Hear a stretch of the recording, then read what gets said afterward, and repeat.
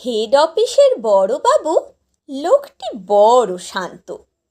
তার যে এমন মাথার ব্যামো কেউ কখনো জানতো? দিব্যি ছিলেন খোশ মেজাজে, চেয়ারখানি চেপে। একলা বসে ঝিমঝিমিয়ে হঠাৎ গেলেন ক্ষেপে। আঁতকে উঠে হাত পা ছুঁড়ে চোখটি করে গোল, হঠাৎ বলেন, গেলুম গেলুম, আমায় ধরে তোল।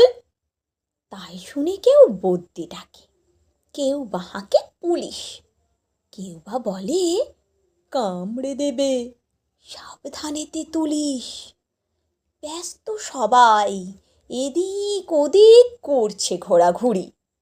বাবু হাঁকেন, ওরে আমার গোঁফ গিয়েছে চুরি। গোঁফ হারানো? আজব কথা, তাও কি হয় সত্যি? গোঁফ জোড়া তো তেমনি আছে, কমেনি এক রত্তি। সবাই তারে বুঝিয়ে বলে, সামনে ধরে আয়না। মোটেই গোঁফ হয়নি চুরি, কখনো তা হয় না।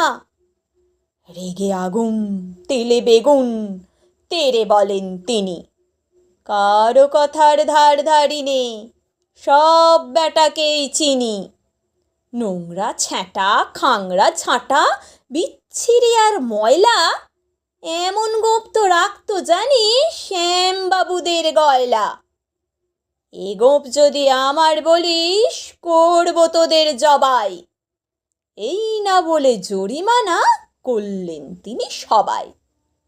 ভীষণ রেগে বিষম খেয়ে দিলেন লিখে খাতায়, কাউকে বেশি লাই দিতে নেই, সবাই চড়ে মাথায়।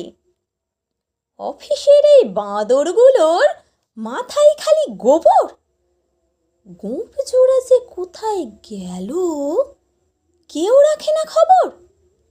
ইচ্ছে করে এই বেটাদের গোঁফ ধরে খুব নাচি, মুখ্যগুলোর মুন্ডু ধরে কোদাল দিয়ে চাঁচি। গোঁফকে বলে তোমার আমার, গোঁফ কি কারো কেনা? গোঁফের আমি, গোঁফের তুমি, গোঁফ দিয়ে যায় চেনা। নমস্কার।